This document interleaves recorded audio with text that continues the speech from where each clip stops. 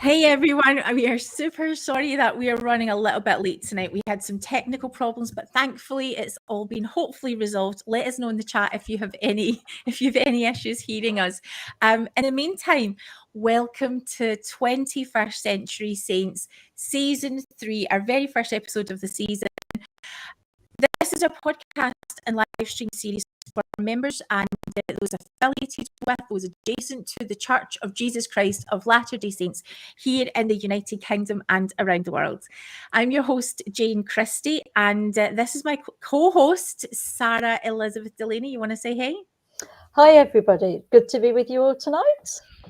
So we are really excited for the show tonight, but before we introduce our guest, Sarah, we got announcements. We have some announcements. First of all, most important announcement of ever. Thank you so much for all of you that have donated to 21st Century Saints. We appreciate times are tough, and we especially appreciate those of you that have sacrificed and donated to us. It enables us to carry on the work that we're doing, very particularly the campaign for safeguarding within the LDS Mormon Church that Jane and myself are working on at the moment. And your donations are hugely helping us with that. So thank you. Please continue to share as you can. The links for donations will be in the chat. And the other huge thank you is thank you to those people that have experienced harm and abuse and have spoken out and reached out to us and shared stories. And just know we hold those stories sacred. We value the honesty, we value the braveness, the courage that it's taken to speak out, and know that we will do all that we can to support you and to continue to work towards ensuring that other people do not experience harm and that you get the recognition and the help and the support that you deserve as victims and survivors. The other announcement that we wish to make is Sunday, the 5th of February. You will not want to miss this. I promise you all, you will not want to miss this episode. The Brit Vengers are assembling. There's going to be some significant safeguarding discussions that are going to be taking place on the podcast. 8:45 p.m. Sunday, 5th of February. The Brit Vengers assemble around safeguarding in the church. So please be with us. Join us. We need you. We need your support. We need your feedback. We need your comments. And more than anything else, we need you to hit like and subscribe. So please hit like, hit subscribe, help spread the word, share whatever you can of our podcasts, share whatever is safe for you to share with the work that we're doing, and help us carry on moving forward. And we specifically, Sarah, we need money for envelopes. We need money for stamps. We do. We have a lot of letters to send people, and we're going to tell you all about it, all about those letters, and the panel in a couple of. Was it a week on Sunday? It's a week on Sunday, and we're talking of hundreds of letters that we're having to get out, and the writer's cramp is going to be real from addressing envelopes, and the folding and the putting of letters is going to be real. And if we could set up an assembly line, believe me, we'd be doing it. But so if you really, want a clue, we are sending 330 letters. So if you want to do the maths and you think you can, figure out what we're up to, will be revealed, and you guys are going to love it. So we're super excited. Now we also have Sarah. We want to get Sarah some equipment to help Sarah's audio and things like that. So if you can donate, we would just be super delighted. Before we introduce you to Steve, we just also want to say happy Burns Night. With that, Steve Pynakker, it is so great to have you on the show. Do you want to say hey? Well, hello, everybody. Thank you. I'm so excited about coming on the program. Would you mind if I make a quick announcement too? Oh, that would be. Actually, I'm so sorry because I meant to do that at the top of the show. This is super important. Okay. Oh, okay. So I just want to let everybody know in the Greater Salt Lake area that we on Monday, February 13th, we are going to be doing a special movie screening for the movie The Return of Elder Pingree. We've rented out along with some partners. Thrive is coming in on this, Mormon Stories, and a few other group, Mormonish, Good Book Club. I'm sorry if I've left you out. Oh, and then a few others I don't have up front. But basically, this is the key thing. We're having this really cool. We're renting out this movie theater. It's called Broovies. So just look up Broovies, and it's like a restaurant and it's a place that you can eat and watch the movie. Doors open at 6 o'clock. Movie starts around 7, and we're doing Q&A at 8:15. We got to be pretty tight because we got to finish it up by 9 o'clock. So, and then of course we can hang out in the restaurant area afterwards if you'd like to socialize. But we got a lot of people coming. I'm in the process of sending out invitations. So February 13th, Monday, 6 p.m., Broovies, Utah, the return of Elder Pingree. And just so you know, Jeff Pingree, who was an Emmy Award-winning director and producer, professor at Oberlin University, is flying in from Ohio to do the Q&A afterwards. My friend Rebecca Biblioteca of the Mormon Stories Book Club and the Good Book Club will also be my co-host for this event as well. Oh, that sounds awesome. Yeah, You know, American Mormonism is so crazy that I don't think I've ever thought, "Oh, I really want to go there and experience that," because it's just mad. This is the first time I've ever thought I would really love to go and experience that. It sounds so fun. Yeah. I get out to Utah about every 2 months, and Okay. it's an adventure every time. Everybody comes out here to Florida to go to Disney World. Well, Utah's my Disney World. That's where I go. I have a blast every time I go there. I love that. So how about if we just jump straight in? What Okay. I want to tell a British audience so far about what you would need to know about our guest is that Mormonism loves this man, and not just Mormonism members who are active in the church and the church itself has really embraced your work, but also right across the spectrum. So from ex-Mormons to people who are kind of nuanced to people who are not affiliated with Mormonism at all, you are really well loved. And so we wanted to introduce you to a British audience to talk a little bit about your work. Now, first thing you need to know is this guy loves Jesus, as you can see from the t-shirt. So, Steve, do you want to talk a little bit about how you got started in this space? Okay, well, now, of course, many of you might have seen me on Mormon Stories, and I told my story. And basically, it's a long story short, started getting interested in Mormonism when I was about 7, 8 years old when I came across the Book of Mormon with these cool Arnold Freiberg paintings in them. And I was like, this is really awesome. I really think this is so cool. What's going on here?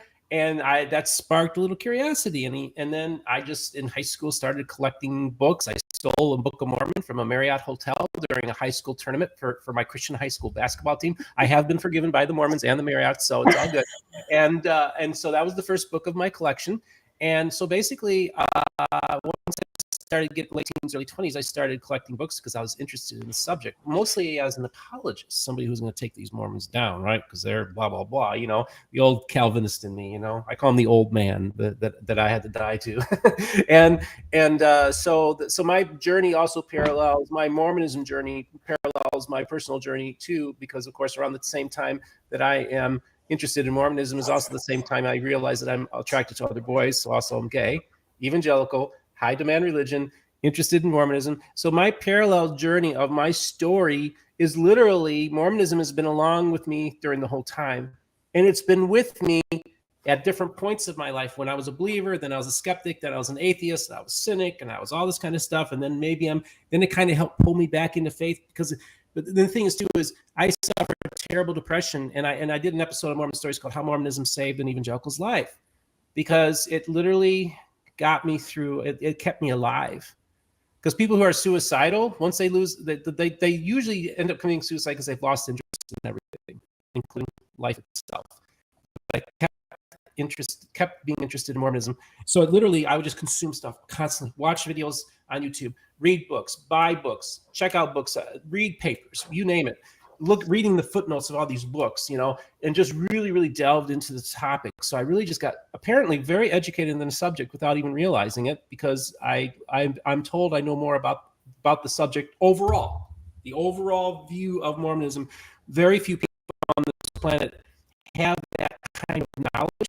I'm not bragging, because there are scholars who know a heck of a lot more about their particular subjects. But like somebody said, like, more than Richard Bushman. I'm like, well, I don't know about that. See, well, I guarantee you know more about the Bickertonite Church than he does. I'm like, yeah, you're probably right. So I have a much broader sense of Mormonism, because it includes all of the restoration.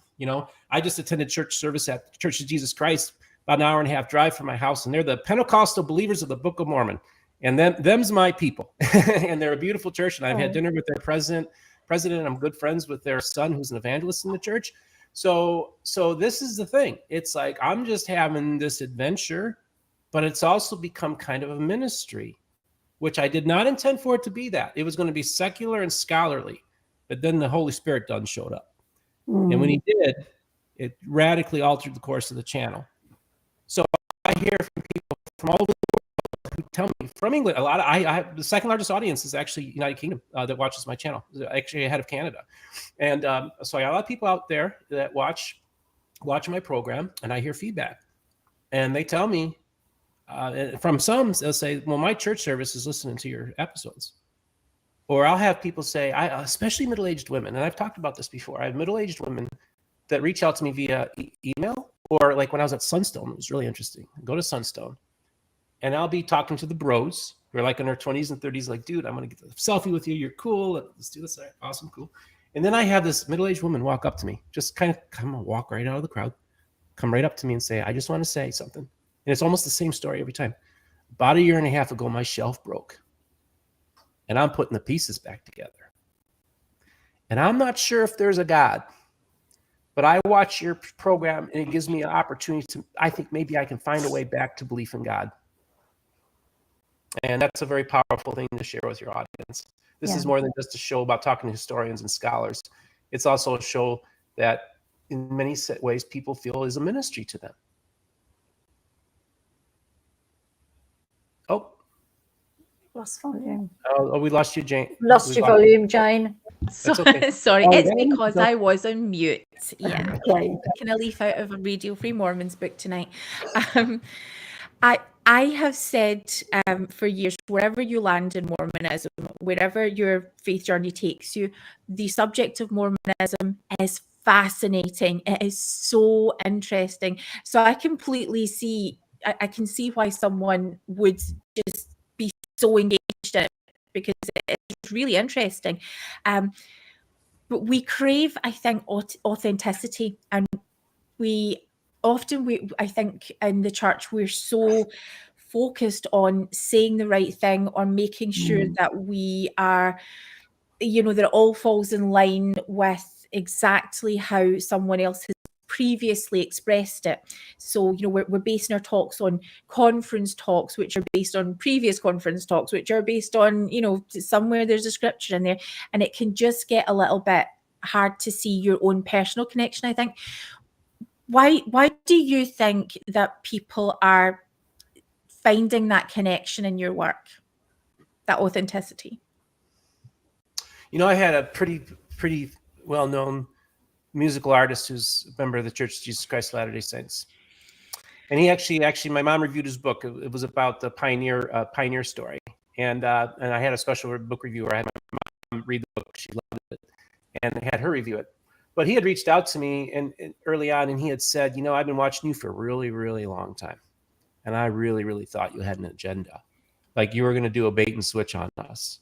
So, but I realized that you are genuine, you are authentic, and you have no agenda. And that is true.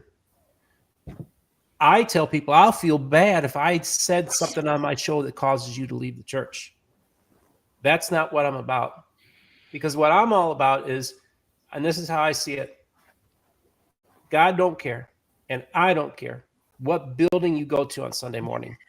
The most important thing is, do you have a relationship, a personal relationship with the Savior? Yeah. If you got that, it's all you need. You don't need a pope. You don't need a priest. You don't need a bishop. You don't need a megachurch pastor. You don't need anybody to get in between you and him. You just have you and Jesus, and you'll do just fine. So I think when people hear that message, when I'm saying it ain't about me tearing down anything, it's about building something up. Now I tell people, so I'm here to challenge your faith. I'm going to challenge your faith, but not to weaken it and undermine it. It's to strengthen it. And that's the key thing. And so when I have Christians reach out to me and say, you've turned my world upside down. Christians going to a Church of Jesus Christ service says, Steve, I got this book of Mormon. This is the Pentecostal Mormons. I wouldn't have even allowed this book in my house before I heard what you had to say about it. And so to me, it's almost like having these conversations, because like you said, Mormonism loves me, in many ways, all the branches, all the different manifestations. So I can have a right-wing conservative on, and I can have left-wing progressives on my program.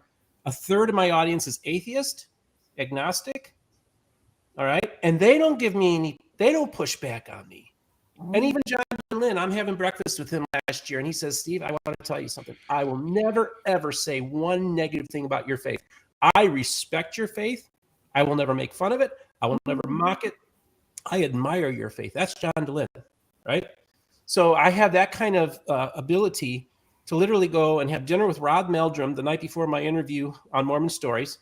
So yeah, right-wing Rod Meldrum, traditional right-winger, right, in this Heartlander stuff. And I'm going to have breakfast. I'm interviewing with John Dillon the next day. It literally encompasses the entire restoration. And I can be friends. And see, this is the thing. This is what it's all about. It's about relationship, not only with him, but it's relationship with each other. Because God told me, he showed me that, when that person across the street is holding their sign and they're protesting against you and you're holding your sign and you're protesting against them, just remind you, the Lord told me, I want to remind you one thing. The most important thing to remember, Steve, is that is a fellow image bearer. They're all my children and they're all created in my image.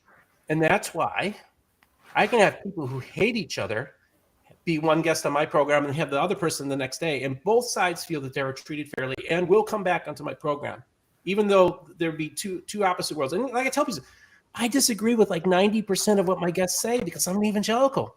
But that doesn't mean we can't have civil conversations. I love that. That's all it's all about, And I interviewed Rick Bennett this weekend, and one of my Christian friends, he had heard a sermon that was preached, because I live in a Christian community, and we have different preachers and stuff come through here all the time. Almost every major televangelist has been in my Christian community, so we're connected to this world. But the guy said Thursday night, he had said, if you're not willing to die for the person that hates you, you don't get it, because he died for the people that hated him. And so we need to learn to die to ourselves and love the other, recognize them as being fellow image bearers, and let's just quit this bullshit. Sorry about the language, where we put ourselves in these boxes, and we gotta label ourselves. Nobody's labeling me, because I'm a child of God, and that's it. That's the only label I want to have. And ain't nobody gonna put me in a box. Ain't nobody gonna tell me what side of the street I can be on. Sometimes I'll walk right down the middle of the street. I don't care. Sometimes I'll be on this side and on the other side. Don't matter, because I'm still fellowshipping with fellow image bearers. And to me, that's the most important thing. I was just looking at it that way. And when you learn to love your enemies, and you learn to turn the other cheek, and you learn to love those who despitefully use you. See, this is all biblical stuff. This is what Jesus was talking about. Not about winning arguments, not about being the smartest person in the room, not about having this little checklist where I'm going to try to convert these people, or I'm going to try to undermine their faith because they believe in whatever. I don't care. It's about, are you present? Are you there with them? And this is the thing. I don't believe in works that I do. It's the work that he does through us. That's the work. He who began a good work in you will be faithful to complete it. That's the work. That's the work. It's not anything we're doing. It's the work that he's doing. But the natural man will fight back against that, because they have to think, no, it's what I got to do. I got to do this. And I had Christians say, well, as long as you do this and do that. I said, I ain't got to do nothing. The key thing is he working through me? Am I allowing it to happen, or am I resisting it? That to me is the most important thing. And then, that I think it's so simple. Loving your enemies, being kind to your neighbors, showing kindness to a stranger. I mean, I don't see any of that in my Christian community. I mean, that I live in, I see some of that, but I don't see a whole lot of it in my Christian world. And but then it's funny, because I see also, you know them by your fruits, And when I started this whole journey, I keep on running into all these believers of the Book of Mormon, and I see all these fruits. And they're good. And Jesus said, you don't buy their fruits. So I'm like, okay, this is how it is, man. The Lord just brings people in my life. I believe that that everything is directed. I don't know what's going to happen tomorrow. I don't know who I'm going to interview. I don't know anything. I just know the Lord's he books my guests. I just kind of, and that's how I see it. So it's really allowing the Lord, the Spirit, to let go of the ego, let go of self, and just let him operate through you. And I think what happens when that happens, I don't care who you are, they see that. And I have this peace that surpasseth all understanding. I don't mean to be bragging here, because I want to share this, because I literally, this past Christmas, I'm laying on the couch, and I used to suffer from seasonal affective disorder. I was depressed, especially worse in the holidays. And I'm sitting on the couch, and I don't feel nothing. When I say I didn't feel nothing, I didn't feel any anxiety. I didn't feel any depression, and I didn't feel any stress. I was just so, the burdens were all lifted. So it was the lack of something in some sense that was really amazing to me. It was the lack of those things. They no longer have a hold on me. And now the Lord is able to operate in that, and they don't get in the way of the Spirit operating in my life. And this is the other thing I want to talk about too, because, I used to be triggered because of things that happened, right? Because of spiritual abuse that I received, all the religious trauma that I have. I've been through it. I know all of it. I know what it's like to be triggered. I know what it's like to not even want to hear a song because it triggers you. Now, a lot of people are like, this triggers me, stop. And they want to prevent people from doing it. I'm like, no. See, this is the point. When you're healed, it means these things can continue to be said and done, but because it no longer, you no longer triggers you, you've been healed. So the things that used to trigger you will always be there. There's a lot of people want to change the world and say, well, I'm being triggered. Stop. Let's, and it's like, no.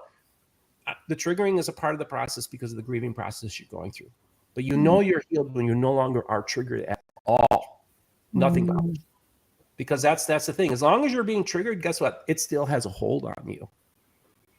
And you need to be able to be made free from that. Because the world is always going to be like it is.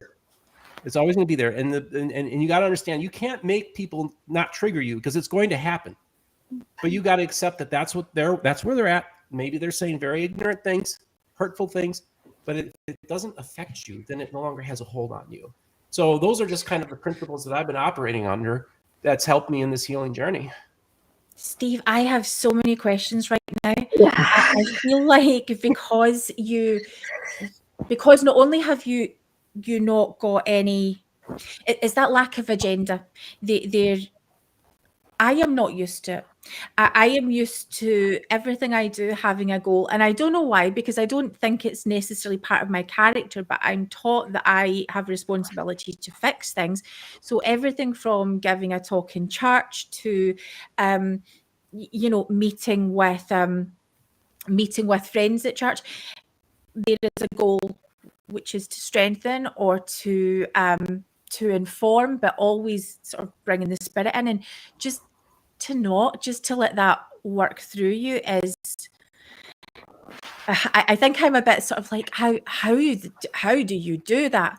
So many people in the UK here are experiencing some form of what I prefer to call faith transition or faith journey, but which we could broadly call faith crisis. You've experienced things that you would call faith crisis. Would you talk a little bit to people who are in faith crisis? How can they receive strength? How can they get through this time? Well, it was a very difficult journey that I went through.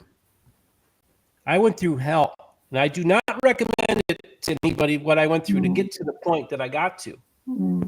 And I have to tell you, I lived in hell, and it was a very horrible place that I lived, and I suffered depression, and I was experiencing suicidal ideation at times. I was contemplating homelessness. I was contemplating a lot of the things that people at those points in their life would be contemplating. So I know what it's like to be in that dark spot, because I was there for a very, very long time. And so I don't want to go and tell people who are in a faith crisis necessarily this is what you have to do, because again, it's not about doing anything. It's about, in one sense,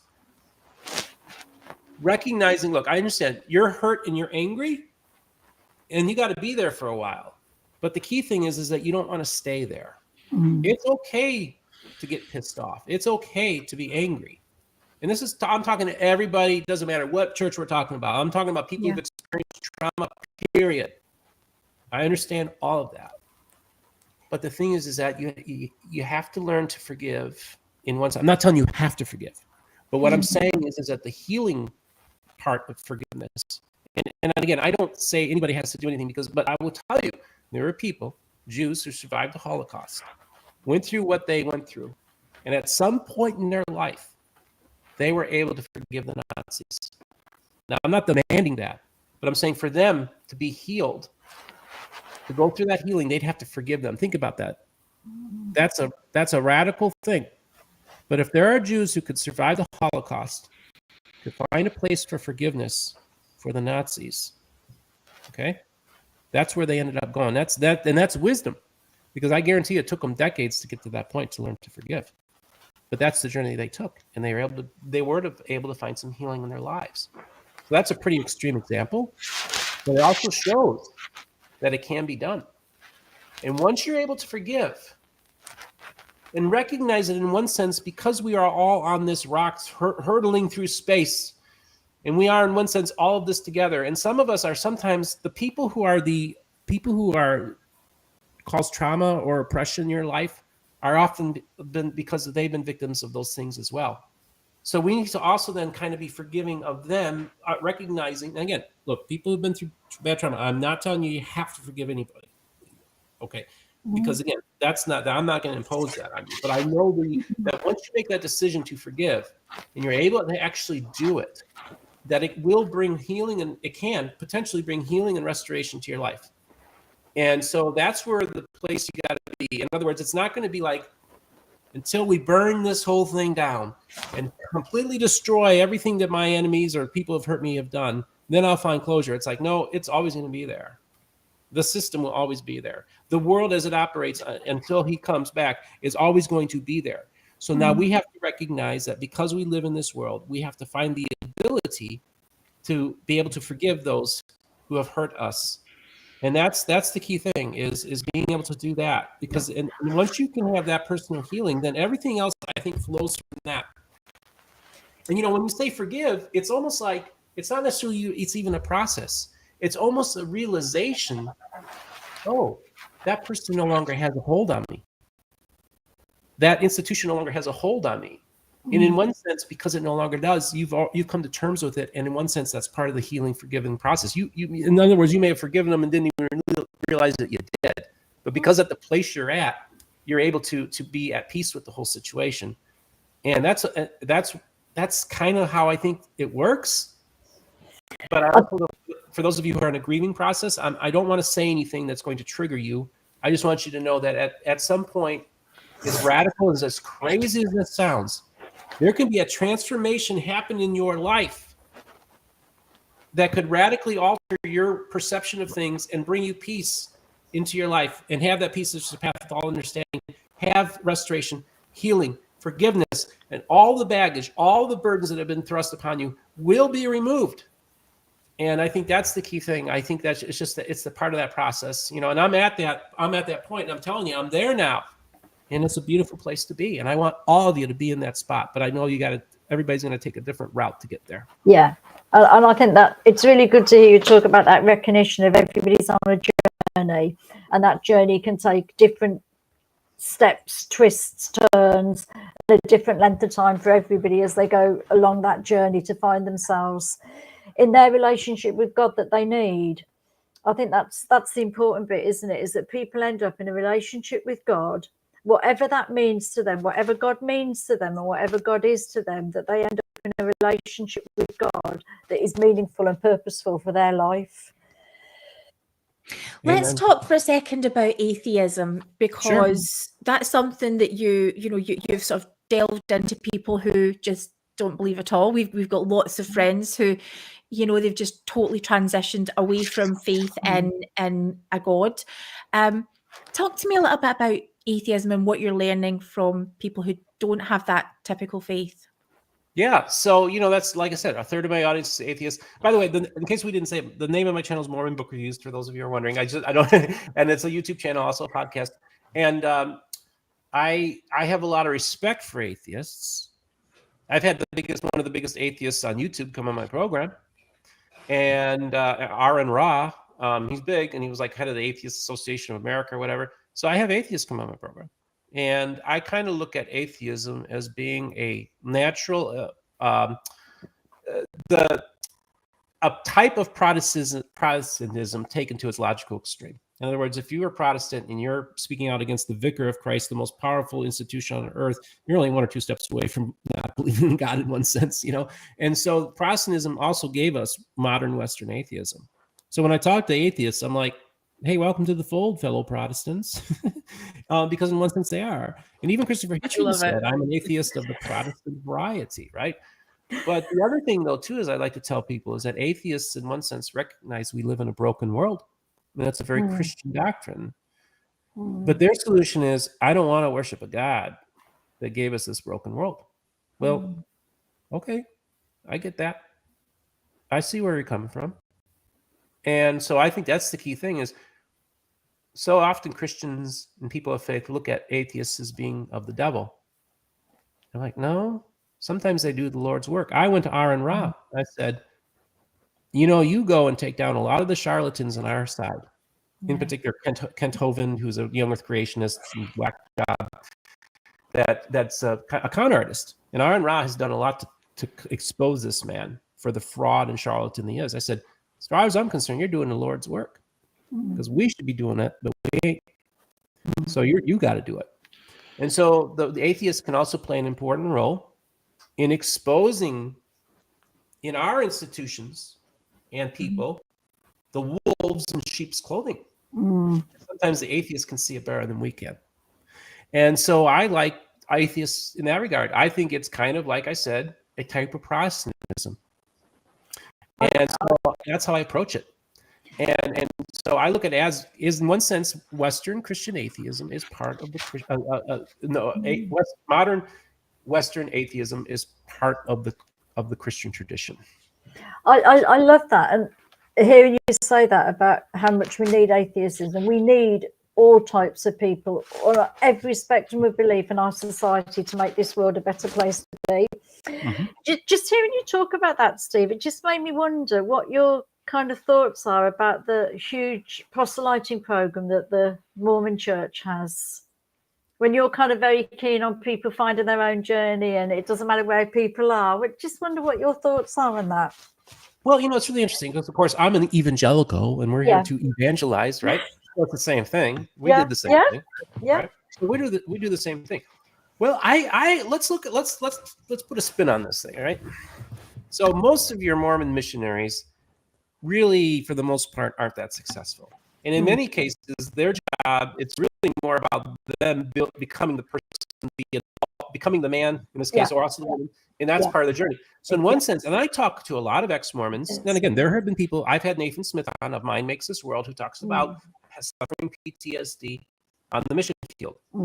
That's like 5-10%. 90% of the time, the experiences are pretty positive, right? And that can be said about college, any other thing that you're joining up with, right? So let's you know, that the potential for PTSD is everywhere and anywhere. Let's not make this just about the LDS Church. Yeah. But you could I look at it as, okay, first of all, they're spreading the gospel. They're doing the Great Commission, which is what they believe that Jesus told his followers to do. This is the tradition of Christianity. If anything, they're just following the path of the Jesuits. First the Jesuits came out, then the evangelicals came out, and now the Mormons are just following their lead. They're just follow the same pattern. And so it's part of being a Christian. Now, there's a baggage with that because, of course, we talk about colonialism and some of the excesses that have happened in the name of Jesus, of course. With all that, it's horrible. And we can say that there was a lot of bad that Christian missionaries did. It's not something that we can't just go and say, look, we all are guilty of doing, the church across the board, Catholic, Protestant, Restorationist. We've done damage as well. But I also think we've done good. But because we're human, we're always going to mess it up. It's just because that's part of being human beings, that we make mistakes and we do bad things. That's how we have to reconcile these things. So I try not to. On one hand, I can see there's some good that it does for the individual missionaries in particular, that I can see there be a value and a benefit to on the mission field. Even John DeLynn said, like, even though he had a negative experience on his mission field, we were talking about, he said, Steve, it prepared me for the world. You know, the politics, all the different things, because there was corruption that was going on in the mission, and there was, you know, they were the numbers, they were making up the numbers, kind of like the baseball baptisms in England in the 60s. He saw all that, and he's like, oh, so this is how the world operates. So even though John had a negative experience, he was able to use some of that to apply to the real world. So does that make sense? You know, like, you know, there's kind of going through the fire, and it could be a very good training in learning life skills. Yep, it does make sense. So talk to me about books. How come Mormon Book Review very quickly took off, really quite dramatically? It's continued to grow. What brought you to books and Mormonism? Is that where you'd sort of done most of your research? Were you having positive experiences around that? Or are the books the sort of conversational tool to meet with people who are thinking about Mormonism? I studied Mormonism and read about Mormonism for its own sake. Eventually, at one time there was thought to be proselytizing, but I had nobody to talk to. I didn't know what I knew. I just read a lot. Now, it's been a little over 2 years ago when I was starting to think of different ideas for a YouTube channel, and I had like 3 or 4 different ideas, and then my bookshelf was staring me in the eyes. I'm like, oh, I could do book reviews. So I thought, why don't I do this little YouTube channel where I just review the books that are in my bookshelf? That was the intention, and maybe I'll have a guest on. And just to give you a little, so I just wanted to share this hat. So this is the MBR logo, okay? And I patterned it after the Book of Mormon that was really popular in the 60s and 70s, the light blue cover. And so that's a Book of Mormon from the 1960s, 70s, because I think that light blue one is kind of the coolest one. It has Angel Moroni in the front of it, and it's got the cloud. So that's the color scheme, okay, just so you know. and so the books play a role because I love books. I love reading. Unfortunately, I can't do it as much as I used to. This channel's taking all my time. But I was able to engage. I guess what I could say is I learned to fall in love with Mormonism, fall in love in one sense with Joseph Smith, fall in love with Sidney Rigdon, fall in love with these people, their story, the people of the Restoration, fall in love with Joseph Smith III, fall in love with Emma Smith, recognize that these are beautiful, wonderful people, and their story is so freaking awesome. And I get to read about them, but I don't have anybody to talk to about it. So then I'm so glad I started the channel, because then all of a sudden, next thing you know, within a couple of weeks of me starting the channel, literally with less than a month after my channel started, because I thought, I wonder if Sandra Tanner will ever hear about me. I'll bet in 6 months to a year, maybe Sandra Tanner. Within a few weeks, I'm in contact with John DeLynn and Sandra Tanner within hours of each other. Within 2 or 3 weeks of me starting my channel, I had like 20-something subscribers. I was on their radar almost from the beginning, so I was like, I'm onto something here. And when I got John DeLynn and Sandra Tanner's attention with like 25 subscribers, they recognized that there was something going on here too. So that's been kind of the thing. And, I remember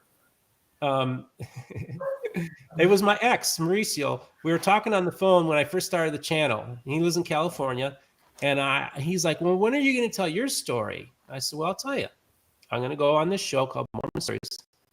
This is like March, April of 2021. I'm not going to tell my story on my channel. Now I do a little bit now, but I'm going to go on Mormon Stories, and I'm going to tell my life story there. I had like 40 subscribers, right? But I knew it. I knew it was going to happen. See, to me, that's an example of God showing me something. Like, oh, that's what's going to happen. I am going to go on Mormon Stories. And within a few months of me saying that, by I think August, I still only had like 200 subscribers. John DeLynn invites me to come on Mormon Stories. And eventually I make my appearance in March. I take in March of 2022. But I'm in touch with John the whole time. We're talking about different strategies. And so, I guess when I think back and think, I was just going to review books, talk about books in my collection. Well, guess what happens? I ain't ever going to finish that bookcase, because guess what? I've got so many. I get books in the mail almost every day. Yeah. from authors, publishers. I also buy some stuff because I'm collecting stuff now with it. And it's like, I'm never going to get through this. I'll never review every one of these books. And so it's become much more than just a book review channel. It's become, and it's not only that do I do books, but we also have my MMR segments, Mormon Media Reviews, where we discuss media outside, all media that's not book related. And we have, so we now, like, this Friday, I'm going to be interviewing Sarah Edmondson, who's an actress who's been in a lot of TV shows. She was part of that NXIVM cult. She's on the show The Vow on HBO. So I'm interviewing her. So we're expanding outside because, see, in one sense, this has become bigger than Mormonism, much bigger. I am talking to ex-ultra-Orthodox Jews that I'm friends with. I'm known in that community because they're watching Mormon stories and they heard what I had to say about Judaism. And I guess it made its rounds in the ex-ultra-Orthodox community. So I'm talking about ultra-Orthodox. I'm going to have one of the biggest Buddhist podcasters come on my program. So it's branching out to even outside of Mormonism, even outside of Christianity. Okay. It's branching. And I think, oh, okay, God, you want me to talk to a Buddhist? All right, I'm going to talk to a Buddhist. That's how I look at it. God's just booking these guests. And of course, Rebecca Bibliotheca has been really helpful too, helping with some of this. Yeah. Oh, okay. Legendary, Rebecca. Can I tell you real quick about Rebecca's story real quick? Yeah. So this is the cool thing. I am literally, I don't even know if I started my channel yet. And I started going to this good book club that has maybe 15, 20 people show up on a Zoom call once a month. I said, hey, is it okay if I join your group? Like, who's this guy? He's an evangelical. What is he? And then after a few months, I'm like, after the channel, I'm like, Rebecca, I'd love to have you come on as a guest to talk about the book club. And then she starts telling me all these crazy stories that happened to her in the temple. One story after another and another. So this is the interview, Rebecca. So I have Rebecca come on. Nobody knows who she is. She's just a mom, a stay-at-home mom who was a librarian at BYU for like 15 years. That's why she uses Biblioteca as her pseudonym because it's Spanish for library or librarian. And so I was like, and then out of the blue, at the last minute, I thought, you know what? I think we should do an after show of Under the Banner of Heaven. And so I have Rebecca come on as my first guest. And I couldn't find, and I was going to have a different guest on every week. The second week, I still didn't get another. So I said, Rebecca, why don't you come on for the second week? We'll do another one. And then, okay, well, Rebecca, I've got Jim Bennett on. He's going to be my guest this week. I'm lining up other guests. And about 45 minutes before I was going to tape the interview, I was like, you know what, Rebecca? Why don't you come on? Why don't you be my permanent co-host for the after show?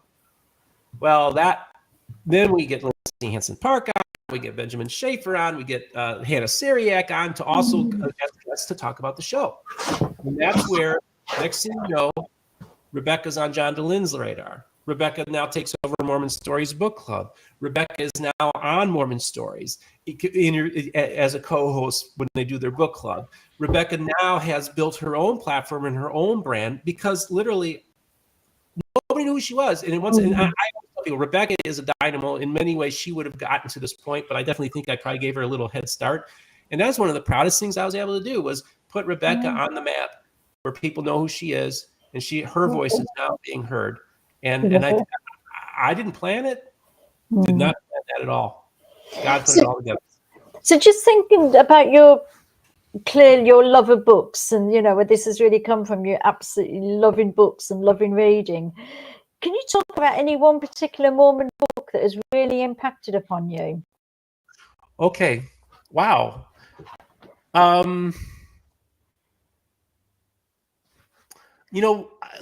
This is not a book I would necessarily recommend, but because I think there's a lot of things in there I don't agree with. But Leaving Saints by Martha Beck was an interesting book.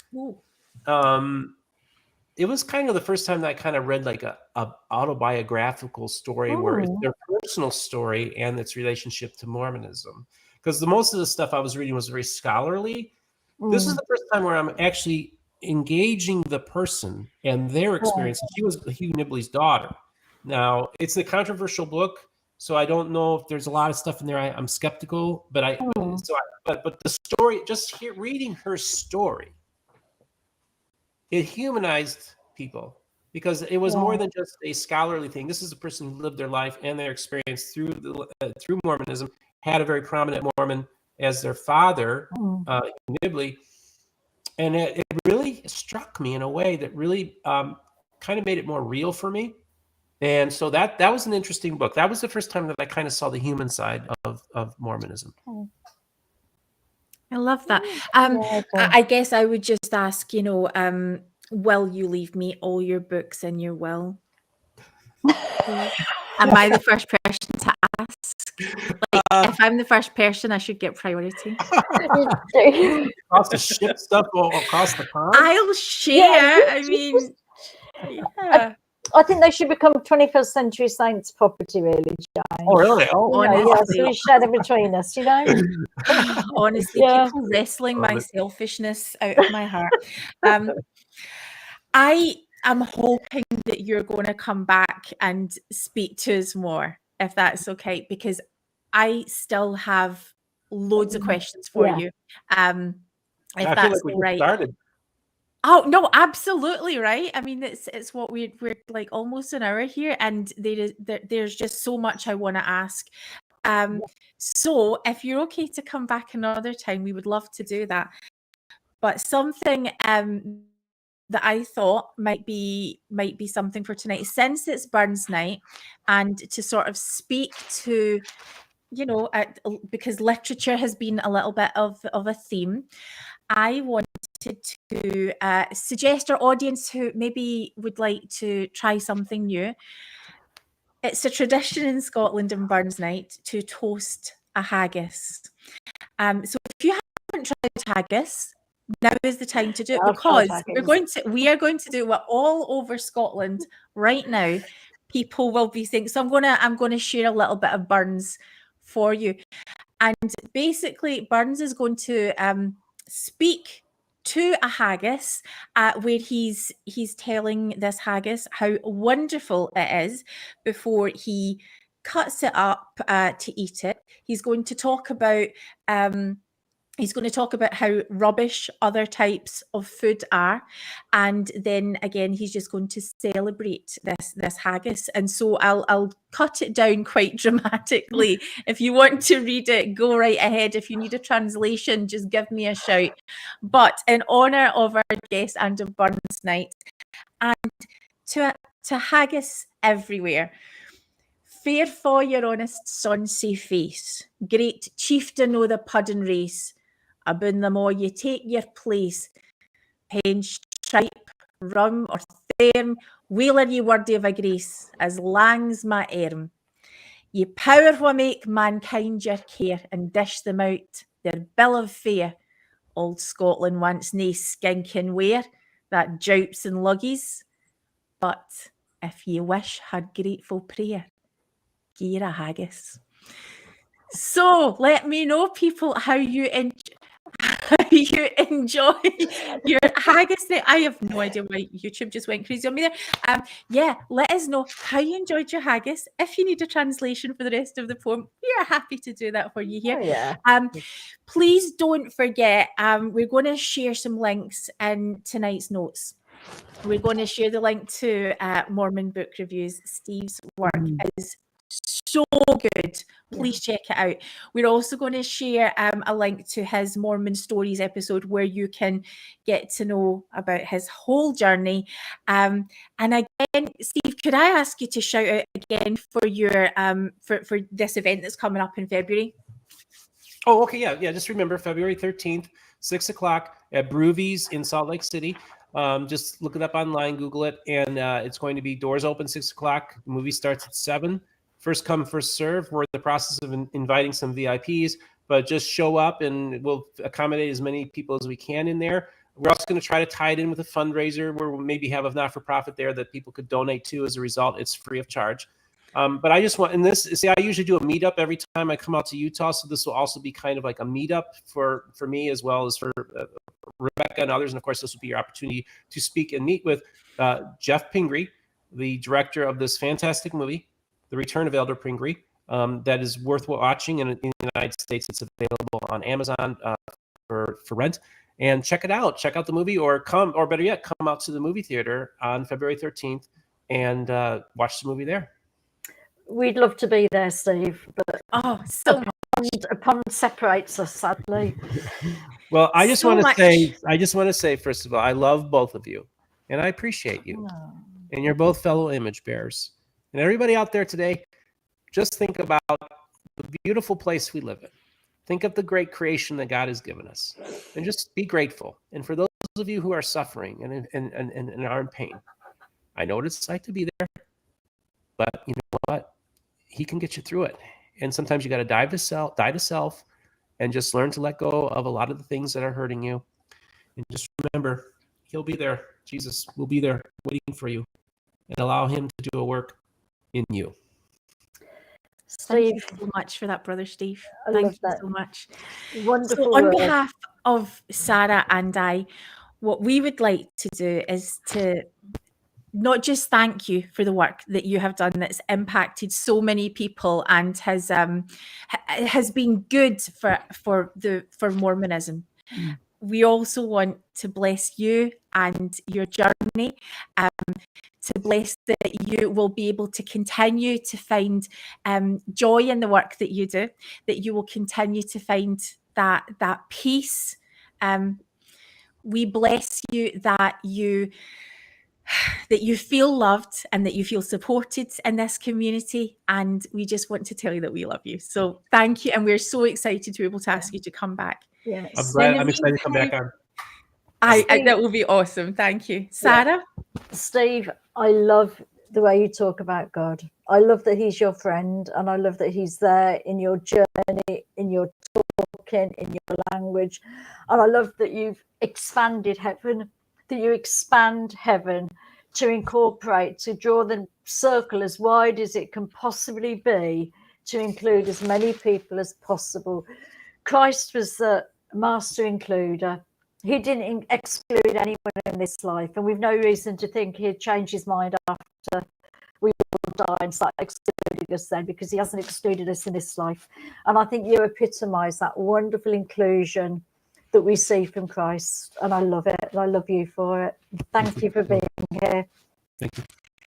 So to our audience, we will be back again this time next week, and I know who's going to be coming on, but we're just filming up some details on the time, so we know that you are going to love her. We've also got the Brit Vengers panel coming up in, I think it's around 10 days. We will keep you posted about all those dates across our social media channels. And as always, we ask if you could like and subscribe to Steve's channel, to our channel, to help the algorithm work, get this work where it needs to be. Thank you so much for joining us tonight, and we bless your journeys.